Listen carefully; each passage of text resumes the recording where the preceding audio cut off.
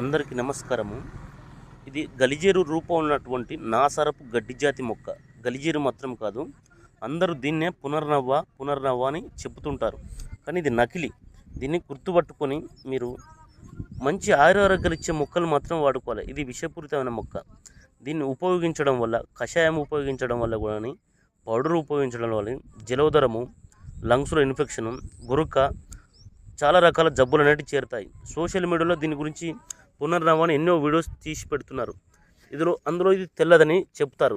ఇది వాస్తవానికి గడ్డి జాతి మొక్కే, కానీ ఇది తెల్లది. కానీ ఇందులో ఎర్రది కూడా ఉంటుంది. రెండు విషపూరితమైన మొక్కలే. ఇది వచ్చేసి ఎర్రది ఇది. కానీ వీటిని రెండింటిని ఉపయోగించరాదు. వీటిని మీకు తెల్ల గలియరు ఒరిజినల్ కావాలంటే మా ఛానల్లో ఫుల్ వీడియో ఉంటుంది. దాన్ని చూడండి. చూసి మీ యొక్క కామెంట్ రూపంలో తెలియపరచండి. నిజానికి తెల్ల గలియరు అనేది చేదు రుచి ఉంటుంది, వగరు కారం ఉంటుంది.